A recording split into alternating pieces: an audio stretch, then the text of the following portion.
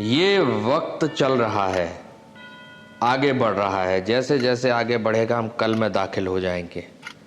क्या इसको वापस लाया जा सकता है? नहीं। आगे किया जा सकता है? नहीं। जो वक्त जिस वक्त चल रहा है हमें उसी वक्त को जीना होता है। लेकिन यदि इस घड़ी की सुई को मैं तेजी से पीछे ले जाऊं तो शायद मैं बीते हुए कल में और थोड़ी तेजी से पीछे ले जाऊं तो और परसों, और आगे बढ़ा दूं तो आने वाला कल, और आगे बढ़ा दूं तो फिर परसों। और कहते हैं कि वक्त की रफ्तार को यदि थाम लो या उसके पार निकल जाओ तो आप टाइम जोन को पार कर जाते हो, मतलब आने वाले कल में पहुंच जाते हो या बीते हुए कल में चले जाते हो। इस बात का तथ्यात्मक या वैज्ञानिक प्रमाण तो कभी मिले नहीं हैं, लेकिन इतिहास में ऐसी दो घटनाएं हुई हैं जिसको वैज्ञानिक तर्क सहित काट भी नहीं पाए हैं। वो आज तक ऐसा पुख्ता कोई सबूत पेश नहीं कर पाए कि ये घटनाएं फेक हैं या मस्तिष्क की दिमाग की उपज है। ये दो घटनाएं क्या हैं, कैसे हुई, कब हुई, ये मैं आपको कहानी में बताऊंगा। लेकिन मैं चाहूंगा कि इस बात को आप भी पढ़ें, आप भी देखें और आप भी गौर करें, क्या ये पॉसिबल है? आप पाएंगे कि बिल्कुल पॉसिबल है, क्योंकि जब संजय का कालचक्र महाभारत में चला था तो वो आने वाले कल को नाप लेता था, सदृश्य देखता था, मतलब जो कल होने वाला है वो उसको इसी समय देख लेता था। तो ये केवल कोई मिथ नहीं है, ये प्रूवन है, ये सिद्ध है। भले ही हमारे पुराणों में, शास्त्रों में लिखा हो, लेकिन इन दो घटनाओं से आप मानेंगे कि शायद संजय जो करता था वो भी होता होगा। तो आइए जानते हैं, देखते हैं दिलचस्प किस्से के इस नए एपिसोड में। मैं पीयूष स्वाने एक बार फिर स्वागत करता हूं आपका, आपके परिवार का। उम्मीद करता हूं आप पूरी तरीके से स्वस्थ, आनंद और मस्त होंगे। शुरू करते हैं पहली कहानी। हमारी आज की जो कहानी है वो आधारित है एक ट्रेन पर। एक ऐसी ट्रेन जो 1911 14 जुलाई को इटली के एक शहर रोम से रवाना होती है एक डेस्टिनेशन के लिए और फिर गायब हो जाती है।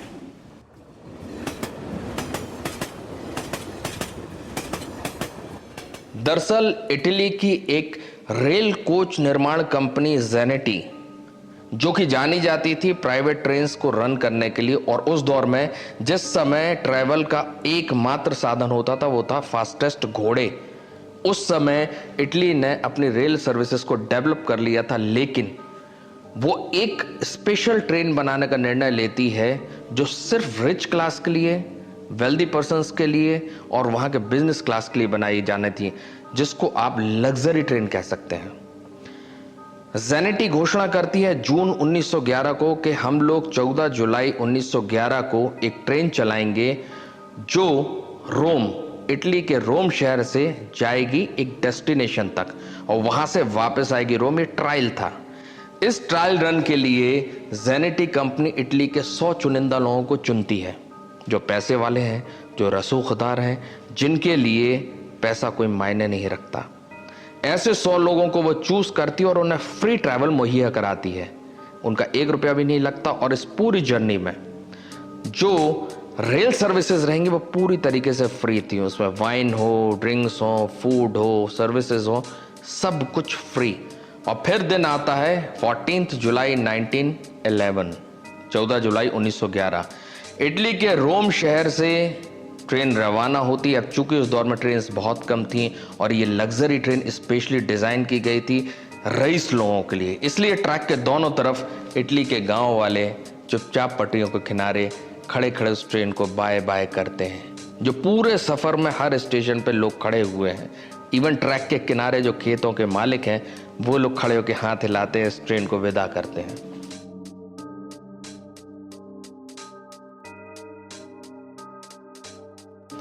ट्रेन अपनी गति में चल रही होती है। खूबसूरत पहाड़ी नज़ारे हैं, पहाड़ के ऊपर बर्फ जमी हुई है, घने जंगलों के बीच से ये ट्रेन गुजरती जा रही है अपनी धीमी मध्यम रफ्तार में, क्योंकि एक तो 1911 का दौर, फास्ट ट्रेन थे नहीं, तो 30-40 की रफ्तार में ट्रेन जा रही है। और अंदर जो 100 सवारियां हैं जिनको जेनेटी ने इनवाइट किया था वो सर्व कर रही है अपने एक एक क्लाइंट को वाइन, जूसेस, फ्रूट्स, सैलेड, खाना पीना। समा है कमाल का, कोई खिड़की के बाहर नज़ारे ले रहा है, कोई खिड़की के अंदर अपने दोस्तों से बात कर रहा है। 2 स्टॉप आते हैं, ट्रेन रुकती है, अच्छी वेलकम किया जाता है वहां के लोगों द्वारा और ट्रेन रवाना होती है। तीसरा स्टेशन जैसे ही आता है, पूरे स्टेशन के किनारे किनारे लोग वेलकम करते हैं ट्रेन को। ट्रेन के मुसाफिर भी उनको हाय करते हैं और ट्रेन रवाना होती है। और जिसके रवाना होने के कुछ मीटर दूर लोम्बार्डी टनल। लोम्बार्डी टनल वो टनल जो सेकेंड वर्ल्ड वॉर में वॉर के समय पूरी तरीके से ध्वस्त हो गई थी, खराब हो गई थी, उसके बाद कभी चालू नहीं। वो टनल उस समय शुरुआत होती है और वो इटली की सबसे लंबी टनल थी, जिसकी लंबाई थी लगभग 700-750 मीटर, 1 किलोमीटर से कुछ कम। टनल के भीतर ट्रेन धीरे धीरे दाखिल होती है और लोग उसको बाय कर रहे हैं और दूसरी तरफ लोग इंतजार कर रहे हैं कि ट्रेन आएगी और उसका वेलकम करेंगे टनल के दूसरी तरफ।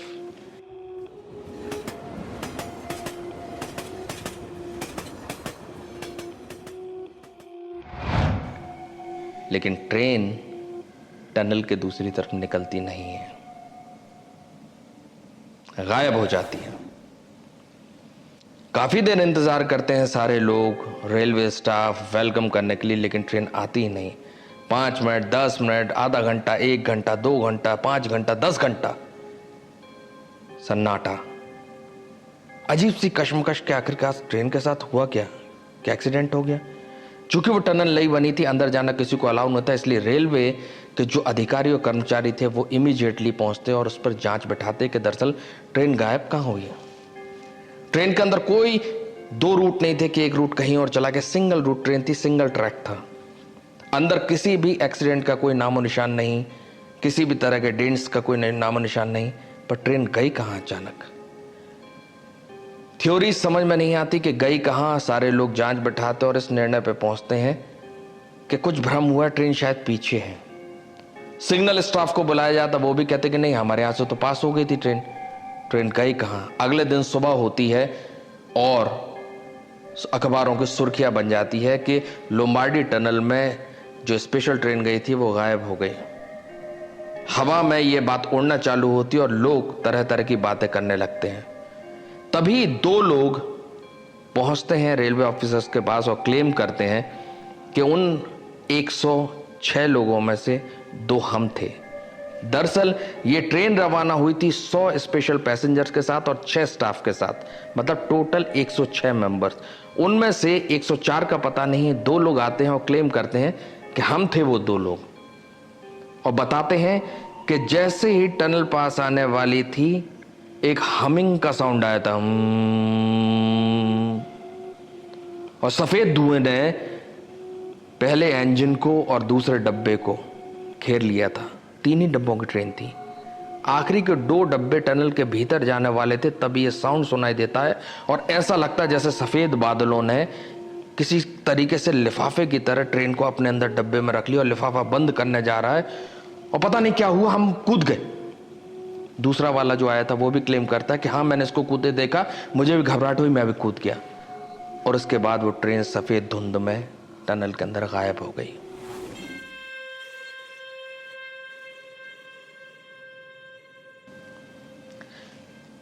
पर साइकेट्रिस्ट डॉक्टर्स की टीम ने यह डिसाइड किया कि ये दोनों पागल हैं, मनोचिकित्सक, मनोबीमार हैं, ये मानसिक रोगी हैं, इनकी बात पे यकीन नहीं किया जा सकता। यही 2 आखिरी शख्स थे जिन्होंने उस ट्रेन को देखा और उसके साथ क्या हुआ वो बता पाए। कोई जानकारी नहीं लगती है, कोई खबर नहीं लगती है, ये बात आई गई हो जाती है। अखबारों में इन दोनों के इंटरव्यू भी आते हैं। उन 2 में से एक बताता है कि जो हमिंग की साउंड थी उसमें बड़ी चीखने की, मतलब दिल को जैसे चीरा जा रहा हो वैसी आवाज आ रही थी, जैसे आपको कोई चबा के खाने वाला हो, और मैं उस घबराहट में कूदा था। बहरहाल इस थ्योरी को रिजेक्ट कर दिया गया। सडनली मैक्सिको, मतलब इटली से कहीं दूर, वहां से एक हॉस्पिटल क्लेम करता है कि उसकी डॉक्टर ने किया है, जो कि लगभग 90 साल की हो चुकी हैं, कि ये जो 104 लोग बता रहे हैं, ठीक 104 लोग हॉस्पिटल में आए थे मेरे पास। एक 90 साल की औरत बताती है जो रिटायर्ड हो चुकी है। वो कहती है कि ये 104 लोग मेरे सामने आए थे, लेकिन सबके सब पागल थे, सबके सब अजीब से कपड़े पहने हुए थे, सबके सब इटालियन लैंग्वेज बोल रहे थे, तो पूछा कि कब की बात है? उसने कहा 1840, 1840। मतलब इस ट्रेन के गायब होने से 71 साल पहले, जब वो औरत 19 साल की रही होगी, डॉक्टर या नर्स। मतलब जो ट्रेन 1911 14 जुलाई को रवाना होती है, कागजों में रिकॉर्ड है, इटली के डेटा है कि कब कोच बने, कब ट्रैक पे आए, कब लॉन्च हुआ और किस दिन ट्रेन रवाना हुई, किस दिन लोम्बार्डी में गायब हुई, उससे 71 साल पहले वो ट्रेन मैक्सिको में थी। और वो जो 104 पैसेंजर थे, क्योंकि 2 लोगों ने तो पहले क्लेम कर दिया था, बाकी 104 पैसेंजर थे, वो पागल हालत में इस नर्स के पास पहुंचे थे जो 19 साल की थी उस हॉस्पिटल में। और उसने प्रूफ दिया कि दरअसल वो लोग जो लैंग्वेज बोल रहे थे वो इटालियन थी। वो ये बोल रहे थे कि हम इटली से आए, जबकि उस समय इटली और मैक्सिको के बीच कोई रेल सर्विस थी ही नहीं। और इस बात को उसने प्रूफ देने के लिए कहा कि मैक्सिकन म्यूजियम में जाइए, वहां पर उन पैसेंजर्स के लिस्ट के नाम है पूरे, और उनकी सिगरेट और लाइटर अभी भी जमा है म्यूजियम में, जिसमें लिखा है 1907, 1907। ये माचिस 1840 में, मतलब 77 साल पहले मैक्सिको के म्यूजियम में रख दी गई थी। सच है, इसमें 1% भी झूठ नहीं है, ना ही 1% शक की गुंजाइश है। अब ये सबसे चौंकाने वाली बात थी, जिस पर इंसान चाह के भी गौर करने के बाद भी गौर नहीं कर सकता था, कि 104 आदमी एक साथ पागल साइक्रिक कैसे हो सकते हैं।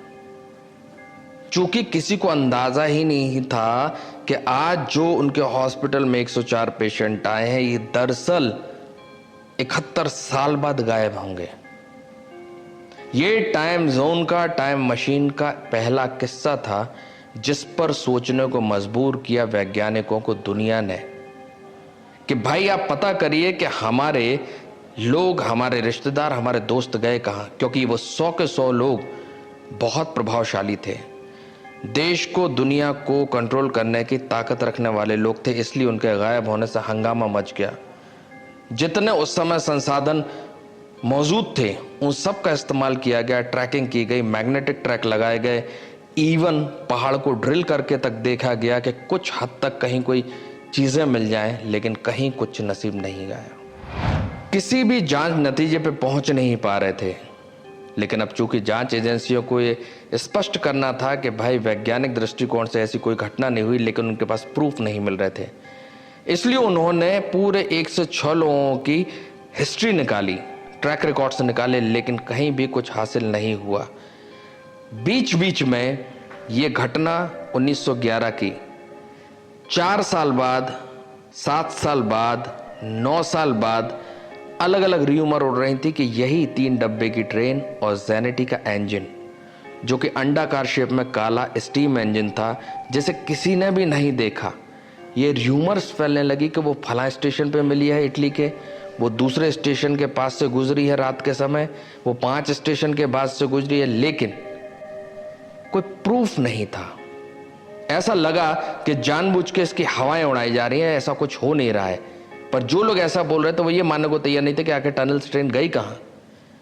फिर आता है 1955, 29 अक्टूबर, मतलब इस घटना के लगभग 40-44 साल बाद यूक्रेन के बौद्ध भिक्षुओं ने मोनेस्ट्री के नीचे, क्योंकि ये ट्रैक नया था, वहां से एक ट्रेन पहली दफा गुजरते देखी तो वो आंखें मलते रह गए कि ये ट्रेन, अच्छा उस समय आप गौर करिए कि ट्रेन चलती ही नहीं थी, ये ट्रैक बनाया गया था केवल कोयले की लदाई के लिए, और पैसेंजर ट्रेन वो भी इतनी लग्जरी, वो भी 3 डब्बों की और इंजन के साथ। वो आंखें मलते रह गए कि ये ट्रेन तो इस देश की है ही नहीं, ये कहां जा रही है। और जब तक वो लोग एक दूसरे से समझ पाते वो ट्रेन धुएं में गायब। उनमें से कुछ प्रत्यक्ष, चूंकि ये चीज कई सारे लोगों ने एक साथ देखी थी, इसलिए इसको झुठलाने का कोई कारण नहीं था। अभी तक जो र्यूमर्स उड़ रही थी कि हर तीसरे साल, चौथे साल वो अलग अलग जगह दिख रही है, ये एक आदमी बताता था और उसको थ्योरी, जोक मान के हटा देते थे। लेकिन इस घटना को यूक्रेन के कई सारे लोगों ने एक साथ देखा था, इसलिए इस पर सोचने को मजबूर हुए। और जब जांच टीम वहां पर पहुंची तो वो जो पटरियां थी वो लोहे की थी, जिन पर कभी कोई ट्रेन नहीं चली थी, इसलिए जंग लगी हुई थी, पर उस पे मार्क थे स्टील के।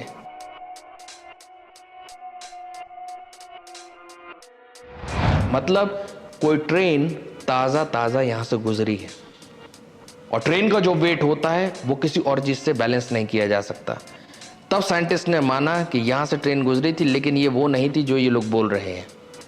पर बौद्ध भिक्षुओं ने कहा कि नहीं, हमने देखा है 3 डब्बों की ट्रेन थी, काला स्टीम इंजन था और डेकनुमा उनकी बोगी थी, 3 कोचेस थे जिसपे पर्दे लगे थे, लोग हंस के खिड़की के बाहर मुस्कुरा के देख रहे थे, हम लोगों ने हाथ हिलाया, उन्होंने भी हाथ हिलाया। कैसे पॉसिबल था ये? पर जो प्रूफ था वो था। आखिरी बार सबूत मिला सन 1991, मतलब इस ट्रेन के गायब होने के ठीक 80 साल बाद क्रीमिया में ये ट्रेन दिखी, और जिस शख्स को दिखी वो आधुनिक था। 1991 बहुत डेवलप हो चुका था, चाहे रेलवेज हो, चाहे स्ट्रक्चर हो, चाहे विज्ञान हो। जिस गार्ड ने इस ट्रेन को देखा था वो चौंक गया कि इतनी ओल्ड फैशन ट्रेन ट्रैक पे आई कहां से, 30 की रफ्तार से चली जा रही, लेकिन न उस इंजन पे कोई ड्राइवर है, सारे डब्बों के खिड़की पर्दे लगे हुए हैं, और ट्रेन अपनी रफ्तार से जाती है। रात का अंधेरा है और ट्रेन गायब हो जाती है। ये पूरी सच्ची घटना है। जितने लोगों के उतने मुंह, और जितनी रिसर्च उतनी जगह फेल। आज तक किसी को ये पता नहीं चला। अब ये सवाल खड़ा होता है कि क्या ये लोग सब टाइम जोन में चले गए, या केवल ये ट्रेन भूतिया ट्रेन बन गई थी इसलिए ऐसा हुआ। चलिए भूतिया ट्रेन भी बनी तो ट्रेन के स्ट्रक्चर कहां गया, आयरन कहां गया, स्टील कहां गया, या एलियंस ने हमला किया? जो भी हो, कारण मुझे नहीं पता, लेकिन यह घटना हुई। ठीक ऐसी ही घटना एक और हुई जो अब आपको मैं सुनाता हूं। दूसरी घटना है विमान से जुड़ी हुई, जो कि टाइम जोन में चला गया था। टाइम मशीन की तरह वो पहुंच गया था दूसरे युग में, और जब वापस आया तो यकीन नहीं हुआ कि उसके साथ ऐसा कुछ हुआ है, न सवारियों को न पायलट को। जी हां, यह भी बिल्कुल सच्ची घटना है जो घटी 21 मई 1992 को, जब वेनेजुएला एयरपोर्ट पर फ्लाइट 914 उतरती है। यह फ्लाइट 914 वही फ्लाइट थी जो 22 जुलाई 1955 को न्यूयॉर्क से मियामी के लिए रवाना होती है। विश्वास करेंगे आप? 3 दशक तक, 30 साल से ऊपर यह फ्लाइट कहां रही, किसी को नहीं पता। दरअसल वेनेजुएला एयरपोर्ट पर जो एटीएस के कर्मचारी थे, जो ऑफिसर्स थे, वो खुद चौंक गए थे कि फ्लाइट 914 न्यूयॉर्क टू मियामी, ये फ्लाइट तो वही है जो 30 साल पहले गायब हो गई थी। लेकिन फिर भी उन्हें लगता है कि कुछ गड़बड़ हो सकता, हाईजैक हो रहा हो प्लेन, पायलट बचने के लिए कुछ इस तरीके से बोल रहा हो, तो वो उसको सिक्योरिटी देख के लैंड करने की अनुमति देते हैं। फ्लाइट लैंड होती है, और ये प्रूफ है, एटीएस के पास पायलट की और एटीएस ऑफिसर्स की कन्वर्सेशन की रिकॉर्डिंग है बाकायदा, जिसमें एटीएस ऑफिसर पूछता है फ्लाइट 914 न्यूयॉर्क टू मियामी, ये तो 1955 में गायब हो गई थी। तो कहता गायब नहीं हुई, हम तो मियामी के लिए जा रहे हैं, मियामी एयरपोर्ट है। तो बोलता नहीं, ये मियामी एयरपोर्ट नहीं है, ये तो वेनेजुएला एयरपोर्ट है।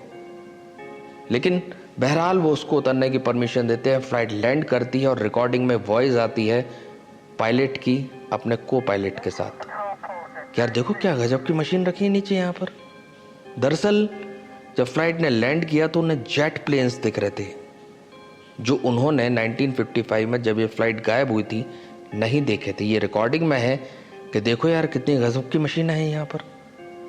और जब वो नीचे लैंड करते हैं, और जब उन्हें एटीएस के ऑफिसर कहते हैं कि हम अपनी सिक्योरिटी गार्ड्स आपके पास पहुंचा रहे हैं, आपको कुछ कंफ्यूजन हुआ है, जो भी प्रॉब्लम है हमारे गार्ड्स आके चेक करेंगे, तब उन्हें घबराहट होती है कि कुछ तो गड़बड़ नहीं हो गया है, ये लोग गार्ड्स क्यों पहुंचा रहे हैं, हम तो मियामी के लिए निकले थे, वेनेजुएला कहां से आ गए। तो वहां से फाइल हिला के कैबिन से इशारा करता पायलट के, तुम जाओ, हमें नहीं चाहिए, हम वापस उड़ रहे हैं। और जब वो फाइल बाहर निकाल के इशारा कर रहा होता है, एक कागज गिर जाता है। उस कागज में था कैलेंडर का एक हिस्सा, जिसमें लिखा था 1955। ये 100% सही बात है। उसने पैसेंजर्स को माइक पे बताया कि हम वेनेजुएला एयरपोर्ट पर हैं और एटीएस ऑफिसर बोल रहे हैं कि 1992 है। ना तो ट्रैवलर्स को, पैसेंजर को, किसी को यकीन नहीं हो रहा था। सब एक दूसरे का चेहरा देख रहे थे और घबरा रहे थे। इस घबराहट में फ्लाइट का पायलट फ्लाइट टर्न करता और टेक ऑफ कर देता स्पीड में जाके, और फिर गायब हो जाता है। कुछ समय के लिए वो आज के टाइम जोन में आए थे, सिर्फ कुछ समय के लिए। 1955 में गायब हुए, 1992 में वेनेजुएला एयरपोर्ट उतरे, 10 मिनट एयरपोर्ट पे रहे और वो फ्लाइट फिर से गायब हो गई।